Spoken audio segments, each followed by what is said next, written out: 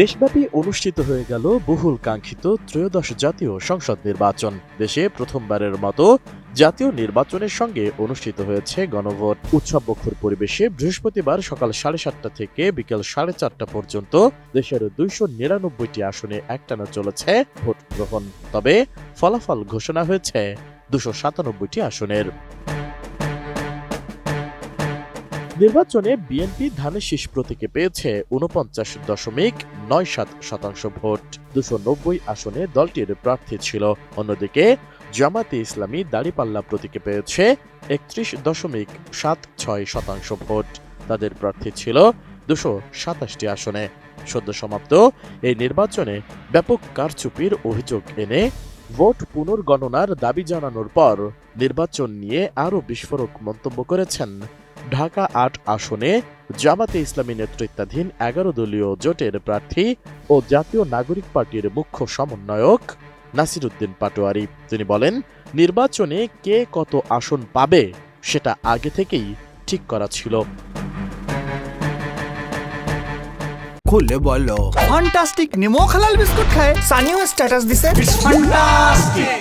16 ফেব্রুয়ারি বিকেলে বাংলা মোটরে আরব আমিরাত থেকে কারামুক্ত 24 জন প্রবাস ফেরত বাংলাদেশিদের নিয়ে এনসিপির সংবাদ সম্মেলনে নাসিরউদ্দিন পাটোয়ারী এ মন্তব্য করেন। তিনি বলেন, মানুষ আমাদের ওপর ভরসা রেখেছে। একজন 90-এর বৃদ্ধা সাভার থেকে আমাকে ভোট দিতে এসেছিল, কথা বলতে পারে না। একজন ক্যান্সারের রোগী ভোট দিতে এসেছিল, কিন্তু এই মানুষের ভোটগুলো তারা চুরি করেছে। বাংলাদেশে এটা আমরা বুঝে গেছি এই ইলেকশনের মধ্য দিয়ে, এবং মানুষও বুঝে গিয়েছে যেটা আমরা বলেছিলাম, নিউ সেটেলমেন্ট প্রয়োজন, একটা নতুন সিস্টেম প্রয়োজন। ব্যক্তি পরিবর্তন হলে হবে না, পুরো সিস্টেমটা পরিবর্তন করতে। পাটোয়ারী বলেন, এনসিপি কয়েকটি আসনে পাশ করেছে প্রবাসীদের ভোটে। তারা অভূতপূর্বভাবে শাপলাকলি এবং আমাদের 11 দলীয় জোটে ভোট দিয়েছে। আপনাদের কোনো কিছু দিয়েই এই ঋণ বাংলাদেশ শোধ করতে পারবে না। দেশ যখন বিপদে যাচ্ছে, প্রবাসীরা তখন বাংলাদেশের গণ অভ্যুত্থানেও এগিয়ে এসেছিল। নির্বাচন যে প্রক্রিয়ায় হয়েছে, যে ভোট চুরি হয়েছে, জনগণের কাছে তাদেরকে ক্ষমা চাইতে হবে, যাতে আগামীতে কারা ভোট চুরি না করতে পারে। আর যারা এখন ভোট চুরি করেছে, তারা আবার পকেটের টাকা চুরি করতে না পারে, জনগণের উপরে নির্যাতন সহিংসতা না চালাইতে পারে, সেই বিষয়ে আমরা মাঠে নামতেছি।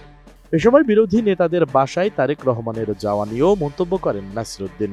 বলেন, এখন নতুন করে কুসুম কুসুম প্রেম হয়েছে। এখন নতুন করে কুসুম কুসুম প্রেম হয়েছে। এই যে আপনারা দেখছেন বিরোধী দলীয় বাসায় হলো একটু যাওয়া আশা করতেছে, কিন্তু বিরোধী দলীয় যাওয়ার আগে এটা জনগণের কাছে যাওয়া উচিত।